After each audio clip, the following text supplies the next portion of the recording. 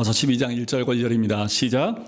그러므로 형제들아 내가 하나님의 모든 자비하심으로 너희를 권하노니 너희 몸을 하나님이 기뻐하시는 거룩한 산 제물로 드리라.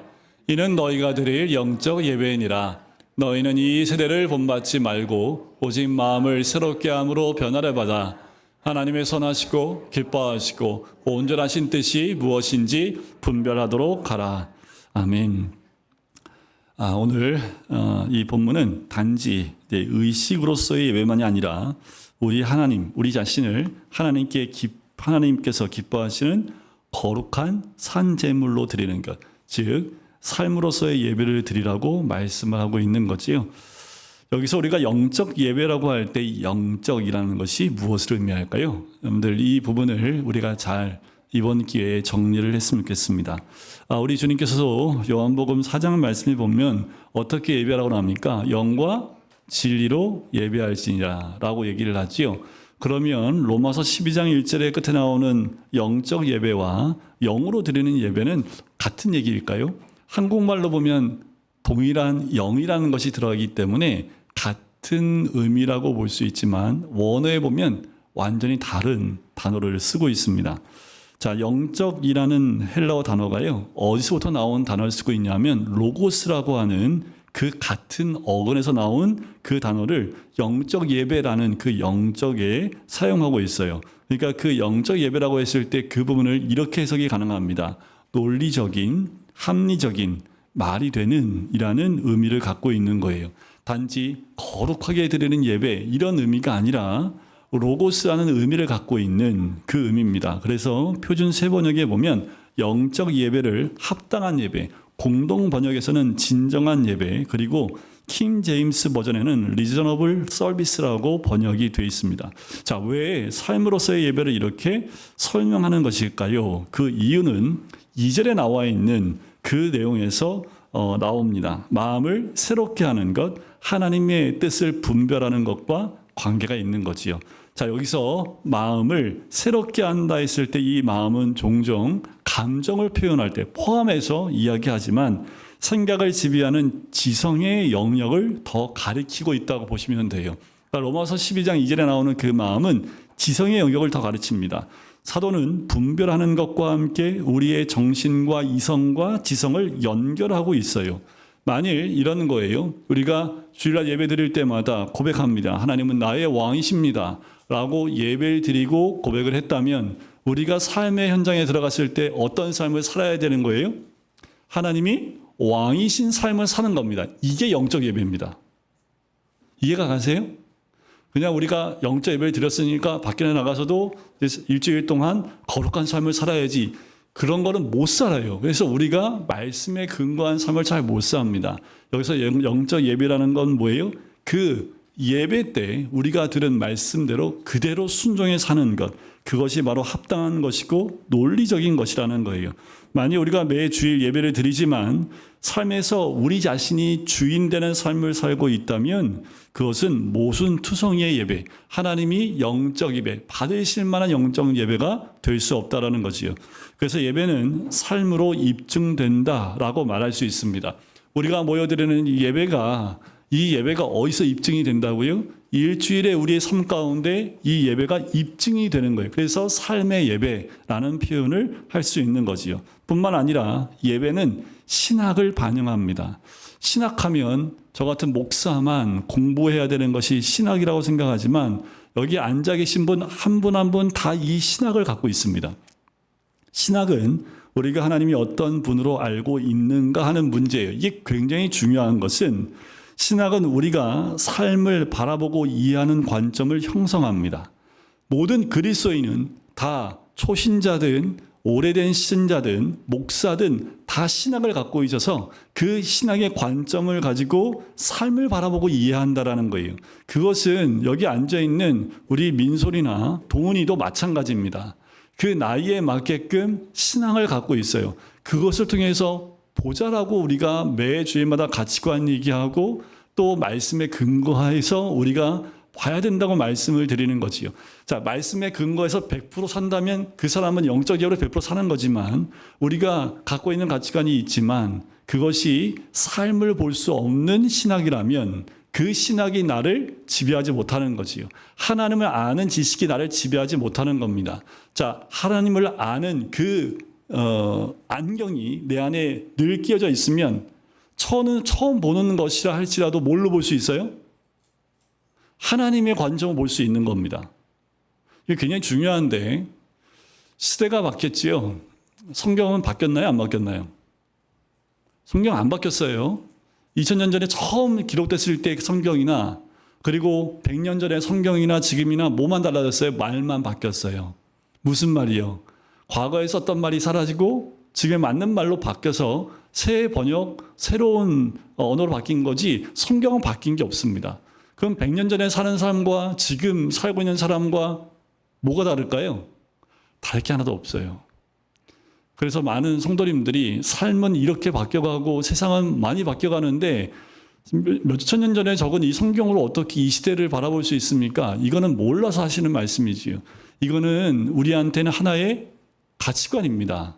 이걸 통해서 모든 걸 바라볼 수 있도록 훈련되는 것이 성경 공부이고 예배 가운데 말씀 선포 가운데 우리가 깨닫게 되는 거예요. 자, 이 안경을 가지고 한 주를 살아갈 때 모든 삶을 이 말씀에 그 하나님을 아는 지식의 안경을 가지고 바라보기 때문에 분별이 되는 거지요. 이 안경을 벗는 순간 우리는 분별할 수 없기 때문에 세상을 따라갈 수밖에 없다라는 겁니다. 예배를 어떻게 드리냐는 것이 왜 중요하냐 하면 여기서 우리는 하나님을 아는 우리의 지식과 삶에 대한 우리의 이해와 가치 그 모든 것이 다 연결되어져 있기 때문에 예배에 실패하는 것은 삶을 실패하는 것과 똑같습니다. 지금 여러분들이 예배에 목숨을 걸라고 청년들한테 많은 얘기를 해요. 그러니까 너는 젊으니까 그래야 돼. 나는 이미 한물 갔기 때문에 이런 얘기가 아니에요. 마치 청년들은 목숨 걸고 예배 드려서 너희들 주를 위해서 죽어야 돼. 그래서 막 으쌰으쌰 이게 젊은이들의 예배가 아니라는 거예요. 모든 성도들이 다 뭐예요? 예배에 목숨을 걸지 않으면 이번 한 주간 다 실패한 삶을 산다니까요. 뭐가 실패한 삶입니까? 내 삶에 하나님이 없는 삶, 내 삶에 바라보는 입장이 내가 원하는 대로 사는 것, 다 실패한 삶일 수밖에 없는 거지. 그래서 우리가 예배와 삶이 아주 밀접하게 연결이 되어져 있어요. 우리 그리스도인들이 예배 따로 삶 따로 살면 그거는 그리스도인 아닙니다. 그건 종교인입니다. 마치 바리새인들한테 예수님이 모든 사람이 존경하는 바리새인들인데 예수님이 뭐라 그래요? 믿음이 없는 자들이라고 회칠한 무덤과 같다라고 얘기를 하지요. 그들은 껍데기일 뿐이고 안이 아무것도 없어요. 왜요? 많은 것을 알고 있지만 그것으로 삶을 살아가고 있지 않기 때문에 그렇습니다. 이 모든 것은 서로가 연결되어 있을 뿐만 아니라 서로 영향을 주고 받습니다. 우리가 드리는 형식적인 이 예배가 성경적으로 드려져야 하는 이유는 이것이 우리 삶에 영향을 주기 때문에 그래요. 그래서 찬양 한 곡 부를 때, 찬양 하나를 부를 때, 성가대의 찬양을 들으실 때 잘한다. 이게 아니에요. 그 찬양이 성가대의 찬양이 올려질 때 우리도 같이 올려지는 겁니다. 이 성가대가 몇 주일 동안 연습한 걸 공연하는 게 아니에요. 우리의 믿음의 고백을 성가대가 대신하기 때문에 우리도 함께 찬양해야 합니다. 하지만 이들의 찬양과 함께 뭐예요? 우리도 함께 가는 거예요. 그렇기 때문에 성가대가 제가 대표해서 설교를 하는 것뿐이지 여러분들 모두가 이 자리에 와서 이 자리에서 설교하는 것과 다르지 않는 삶을 살아야 된다는 겁니다.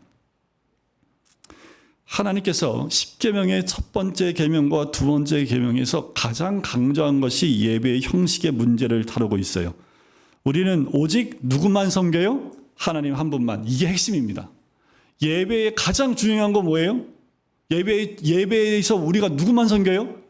유일신 하나님만 섬겨요. 하나님 외에 다른 신은 없다라고 가르쳐 주신 것이 1계명과 2계명입니다. 그 외에 모세 율법의 거의 대부분이 뭐에 집중되어 있냐면 예배에 집중되어 있습니다. 예배를 어떻게 드려야 되는지 여러분들 레위기 딱 펼쳐보시면 뭐부터 나와요? 제사 형식부터 쫙 나옵니다. 그리고 어떤 사람은 제사에 나와야 되고 어떤 사람은 부정하기 때문에 못하고 이게 굉장히 많은 부분을 차지하고 있는 것을 봐요. 오늘 이것을 종말론과 관련해서 좀 설명을 해보려고 합니다. 종말론을 세 가지로 나눠서 볼 텐데 우리가 이 마지막 때를 보는 관점입니다. 자, 어떤 관점으로 내가 보고 살고 있는지, 우리의 신앙생활은 과연 어떤 관점에 더 치우쳐 있는지를 한번 보실 필요가 있는데, 첫 번째가 임의로 표현되는 종말론이 이미, already라는 거예요. 영어 발음도 안 좋은데 제가 이렇게 말씀드린 건 이미라는 말이 잘 안 와닿아서 제가 already라고 말씀을 드리는 거예요. 이 발음은 우리 애들이 더 좋은데. 자, 과도하게 구현된 종말론이라고 말할 수 있습니다. 자, 하나님 나라는 이미 성취됐다라고 보는 거예요. 성취됐지요? 자, 여기까지만 보는 종말론입니다. 그러니까 이미 성취되었다라는 것을 강조하는 거예요. 그래서 그리스도께서 이미 세상을 다스리고 계시고 우리 그리스도인은 이 세상의 정복자로서 살아간다라는 관점입니다. 하나님 나라가 이미 임했기 때문에 우리는 다 왕 같은 세상이고 우리는 이미 왕이에요. 그래서 우리는 하나님 나라의 왕으로서 군림하고 있는 사람들이다라고 생각하는 거예요. 이미 우리는 다 승리했어요. 틀리지 않지요? 맞아요. 그런데 좀 치우친 관점일 수 있다는 거. 이게 뭐냐면 이 세상에서 하나님 나라가 양적 성장과 외적 성공의 형태로 나타난다고 보는 경향이 강합니다. 하나님 나라가 이미 임했기 때문에 보이는 게 굉장히 중요한 거예요. 그래서 승리하는 그리스도인의 풍성한 삶을 많이 강조합니다. 이미 하나님 나라가 임했기 때문에 우리 안에 풍성한 삶, 그리고 이미 승리한 그리스도인이 굉장히 강조가 돼요. 그리스도인들은 이 세상에서 성공해야만 한다고 믿습니다. 교회적으로 이것은 양으로 측정되는 교회 성장에 초점을 맞추게 돼요. 이것이 다른 한편으로는 완전주의적 가르침으로 나타나게 됩니다. 말하자면 그리스도인은 죄를 초월해서 살 수 있다라는 거예요. 하나님 나라에 임했기 때문에 죄를 짓지 않는 완전에 이를 수 있다고 생각하는 가르침입니다. 그러니까 여기서 좀 이상하죠? 좀가 이상해요. 이런 견해에 서게 되면 눈에 보이는 행위에 의존하기 쉬워요. 바리새인들이 그랬죠. 눈에 보이는 걸 굉장히 크게 의지했죠. 그리고 영적 훈련이나 성화의 방법들을 특별히 강조합니다. 그러니까 영적 훈련이나 성화의 방법이 필요 없다는 게 아니라 거기에 모든 초점을 두고 있다는 거예요. 점점 더 영적이 되고 위로 올라가는 것을 삶의 중요한 목표로 설정을 그렇게 합니다. 자, 우리는 이런 가르침이 과연 성경의 가르침에 부합하는가 하는 질문을 던져야 돼요. 자, 그렇지 않다면 그러면 이런 종말론의 문제가 무엇이라고 생각하냐라는 거지요. 그것은 바로 뭐냐면 우리는 이미 승리 때문에 고난이 있어요, 없어요? 존재하지 않는다고 생각을 해요. 고난을 설명하는데 이 가치관은 좀 어려움이 있습니다. 예를 들면 욥의 고난에서 새 친구들의 관점이에요. 이 관점에 있으면 새 친구들과 별반 다르지 않게 접근한다라는 거지요. 그래서 고난 가운데 있는 하나님의 자녀들은 이런 신학의 내용 안에서 힘들어해요. 이해를 할 수가 없습니다. 자, 두 번째로 소개하는 종말론은 아직의 종말론입니다. 난 옛이에요. 난 옛. 이미 종말론의 반대편에 있는 입장인데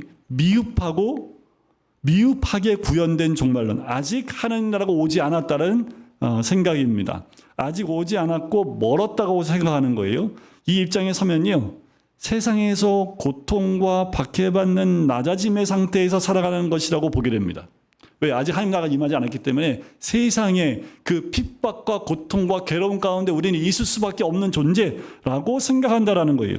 패배주의적 경향이 있지요. 교회는 하나님께서 교회에게 맡겨주신 보화를 그저 잘 지키는 것이 전부라고 생각을 해요. 세상을 이기는 것보다 세상으로부터 자기를 지키는 것, 생존하는 것이 중요하다고 생각을 합니다. 그래서 죄에 대한 승리 혹은 죄의 지배를 종식시키는 힘이 하나님의 은혜에 있다는 것을 받아들이기 힘들어합니다. 자, 이 견해에 서게 되면요, 교회 성장이나 그리스도인의 훈련 등에 대한 적극적 태도에 대해서 냉소적인 태도를 가지기 쉬워요. 해서 뭐해?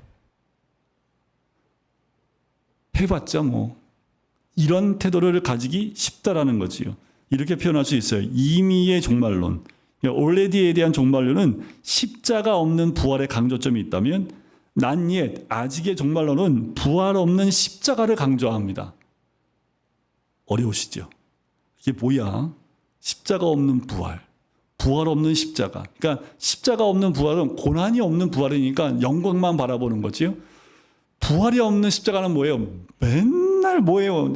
죽어야 되고 고통스럽고 맨날 십자가에 못 박아야 되고 이것이 강조됩니다. 자, 그러면 이 두 개의 형편을 잘 하고 있는 종말론은 뭐냐면 이미 그리고 아직의 종말론입니다. 두 가지 관점이 다 있는 거예요. 하나님 나라는 이미 왔지만 아직 완성되지 않았다고 보는 거예요.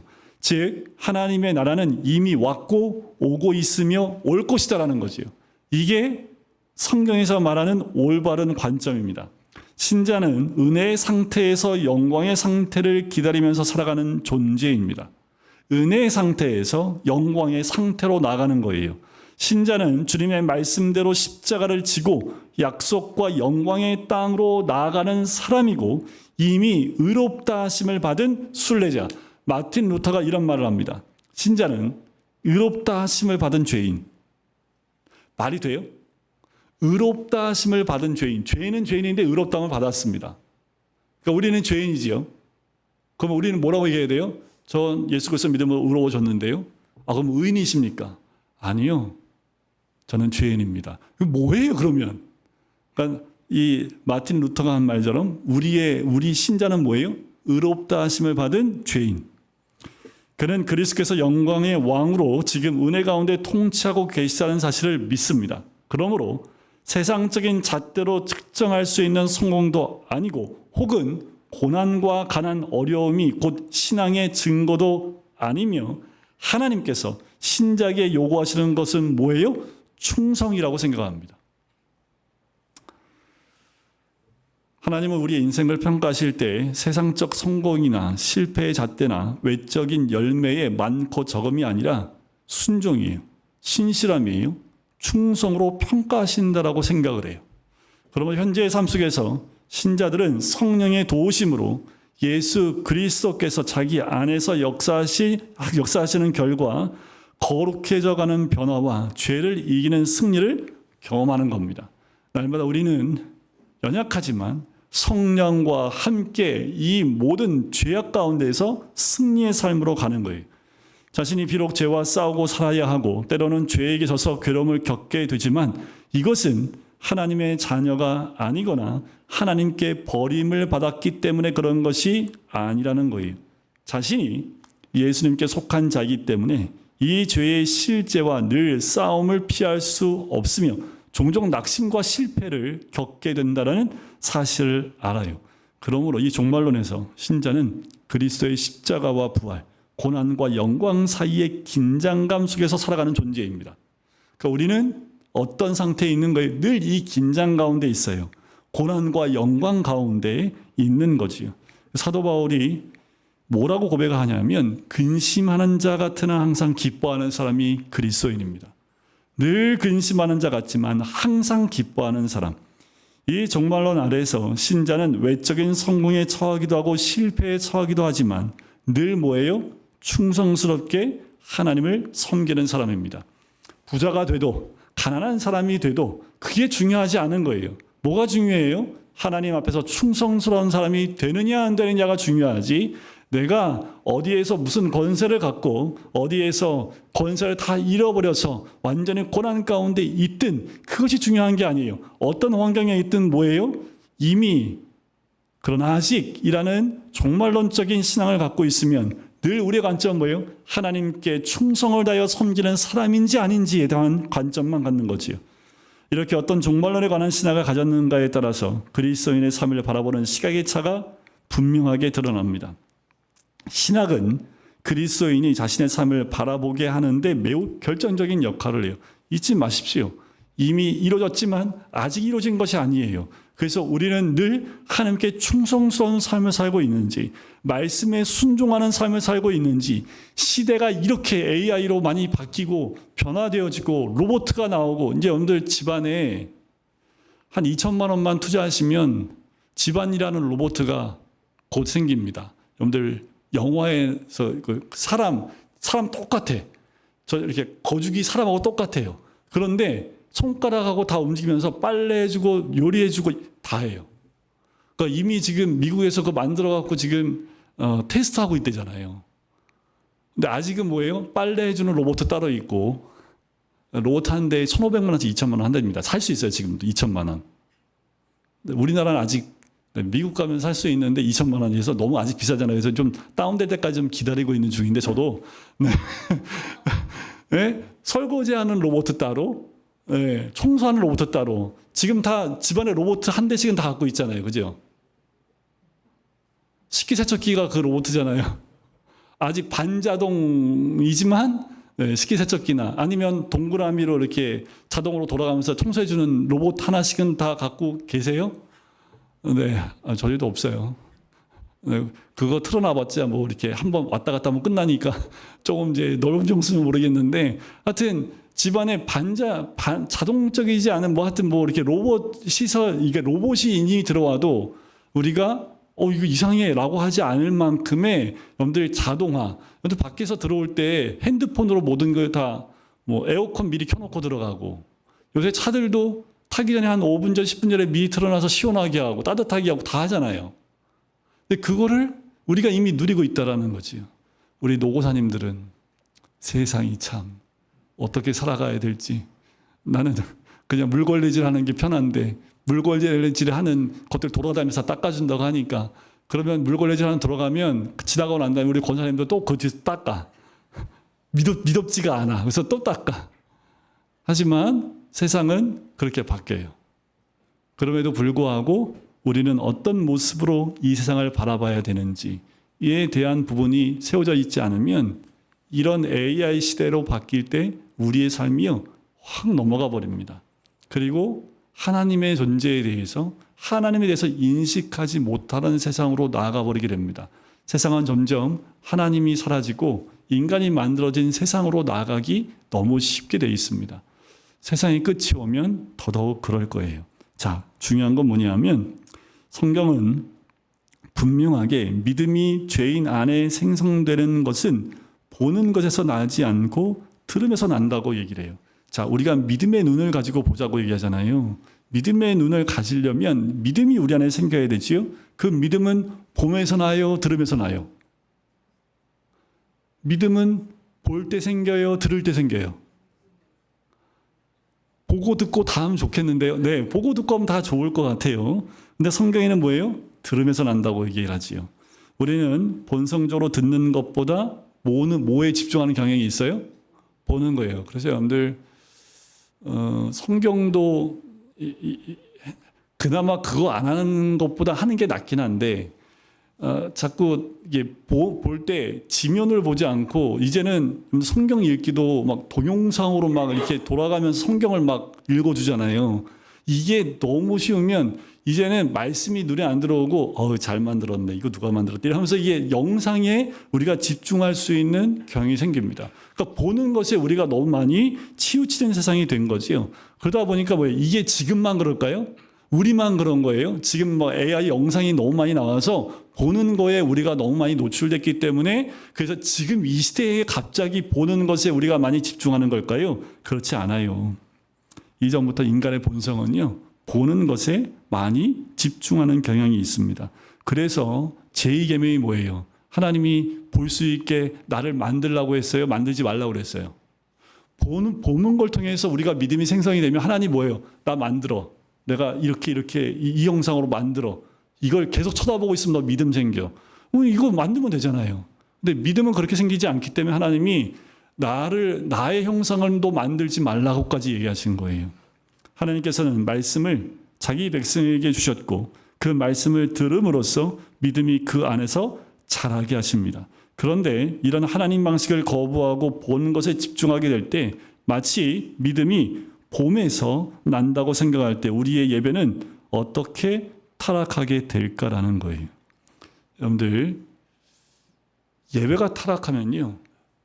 그러니까 저도 이런 생각을 했었어요. 목회자라고 모여가지고 뒤에 이제 전체가 다 LED가 되셔서 예수님께서 예루살렘에 걸어가시기 때문에 예루살렘이 탁 나오면서요. 예수님이 걸어가는 장면이 뒤에 영상으로 쫙 나오는 거예요.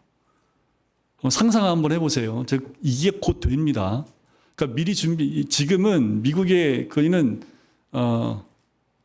말씀 전하기 전에요. 성극을 해요. 뮤지컬을 해요. 한 10분, 15분짜리. 그 본문 말씀과 목사님 말씀을 토대로 그걸 다 짜요. 그래서 그 앉아 있으면 하나의 뭐예요? 드라마처럼 쫙 갑니다. 그러면 목사님이 한쪽에서 딱 나와요. 딱 나와서 저쪽에서 이제 스포트라이트가 탁 뜨면서 목사님 한 10분, 15분 얘기를 쫙 설교를 해요. 그러면 딱 꺼져요. 그럼 이쪽에서 찬양 인도자가 딱 나오면서 찬양을 쫙 불러요. 한순간도 눈을 어디다 띄지 못하게 집중하게끔 만듭니다. 그러니까 시대가 가면 갈수록 뭐예요? 보는 것에 더 집중하게 만들어요. 듣는 것 말고요. 보는 거예요. 그러니까 뭐예요? 젊은이들 예배에 가면 갈수록 뭐예요? 화려해지기 시작을 합니다. 저는 어느 정도는 젊으니까 하지만 거기에 집중하다 보면 진짜 들어야 될 말씀이 귀에 안 들어오고 말씀 들을 때 혼자 찬양만 하고 있는 그런 역효과가 날 수도 있는 거지요.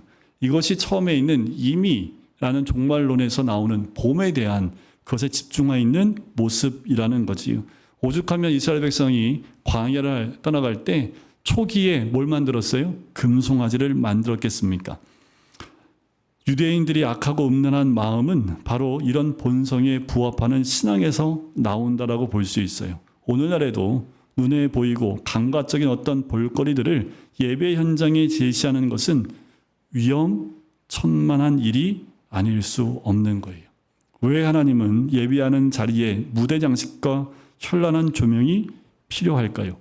금송아지를 만들었던 백성들의 마음에는 성취되지 않은 약속을 마치 자기들의 눈앞에서 이미 성취된 것처럼 느끼고 싶어하는 죄성이 있었던 거지요. 이런 예배는 언제나 승리, 정복, 행복, 즐거움, 감정적인 부분에 강조가 됩니다.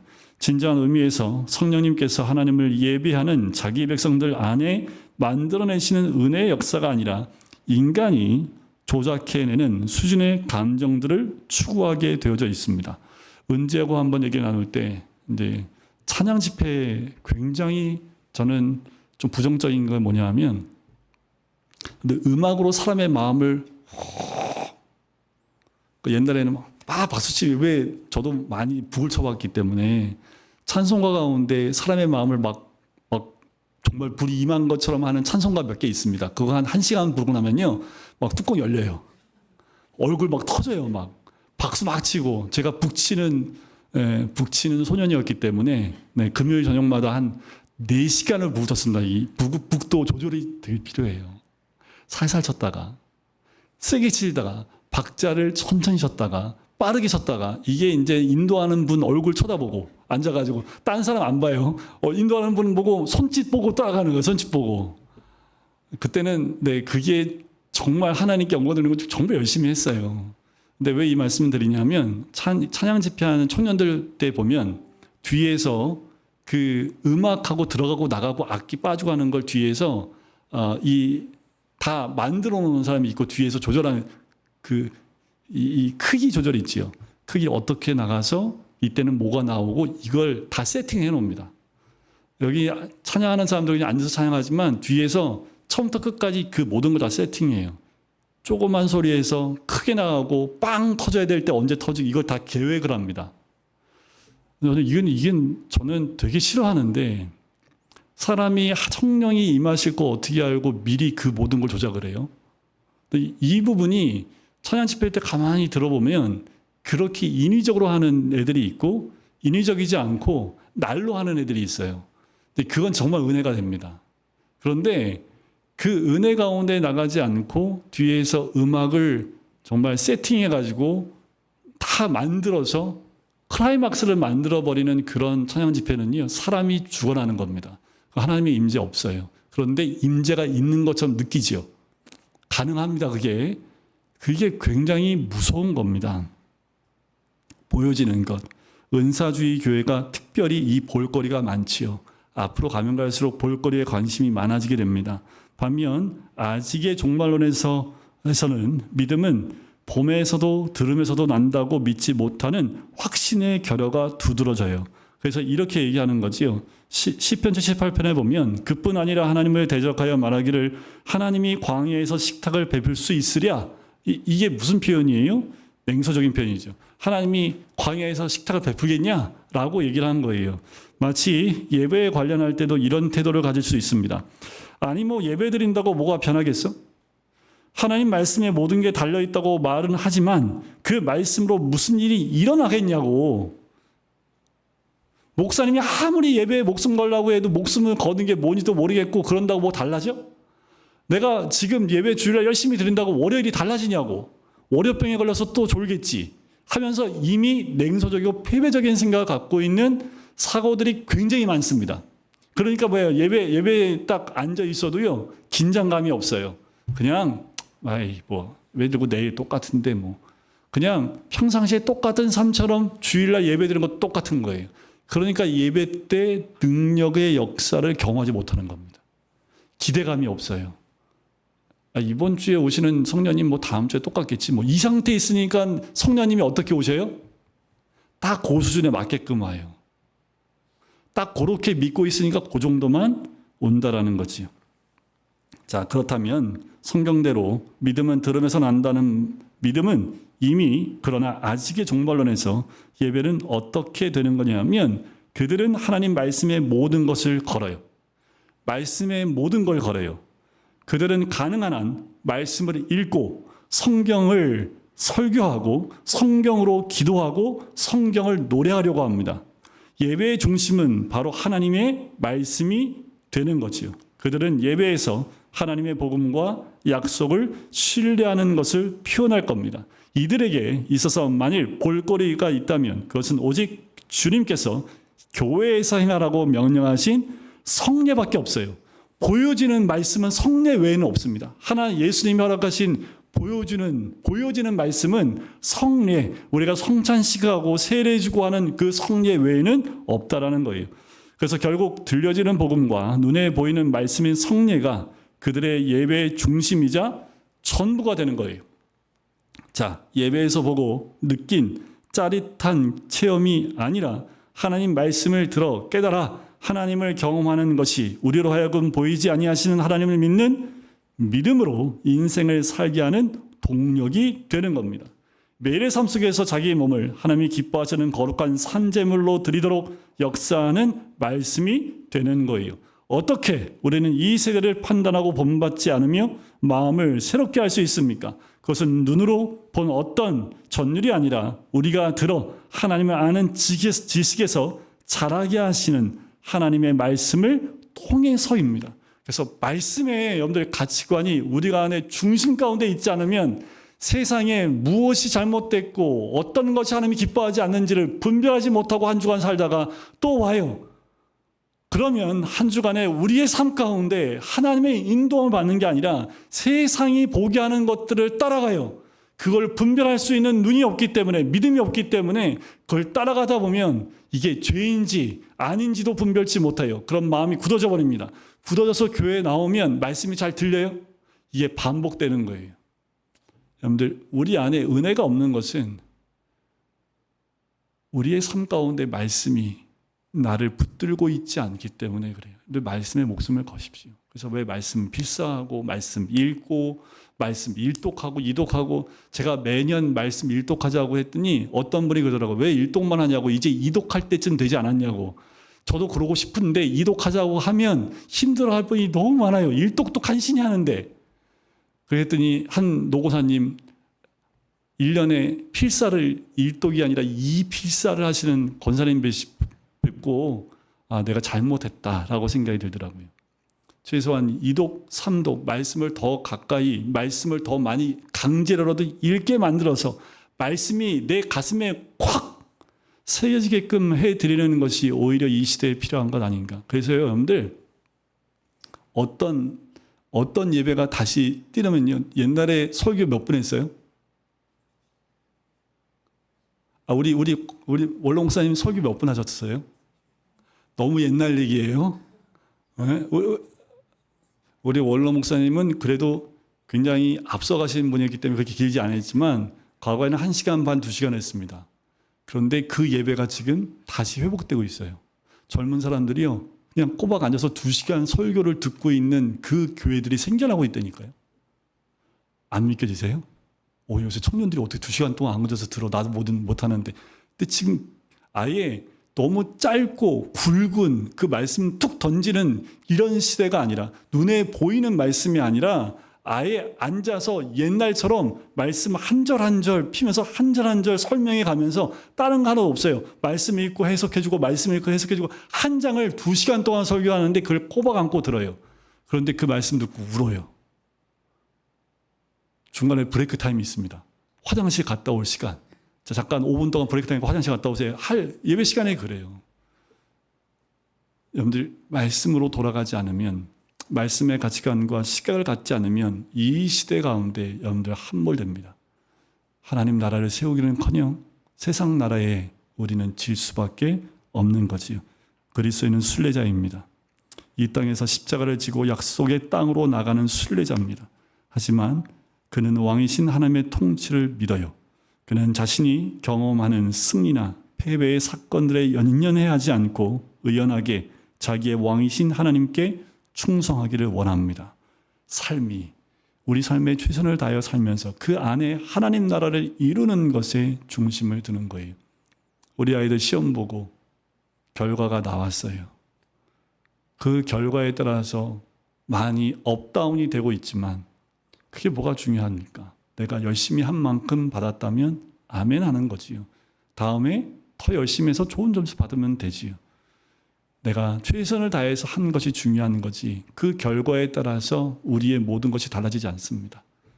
그런데 우리의 삶 가운데 하나님 나라 위에 충성하는, 환경이 받쳐주지 않아서 목사님 저 못해요, 그런 거 없어요. 나에게 할 수 없는 환경이라면 그 환경에 맞게끔 하시면 됩니다. 어떤 사람은 1밖에 못해요. 어떤 사람은 100을 할 수 있어요.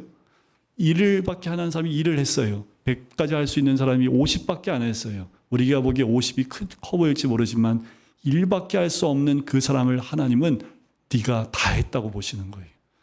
그러니까 1밖에 못해요 목사님 라고 얘기하지 말고 1이라 할지라도 내가 할 수 있는 최선을 다해서 충성하겠습니다. 이것이 믿음의 사람의 모습이고 고백이 될 줄 믿습니다. 여러분들, 우리의 삶이 예배의 삶이 되는 것, 영적 예배, 말씀대로 순종하는 것, 그 삶을 통해서 이번 한 주간 동안 예배의 삶에 승리하시는 우리 모든 성도님 되시기를 주의 이름 간절히 축원드립니다.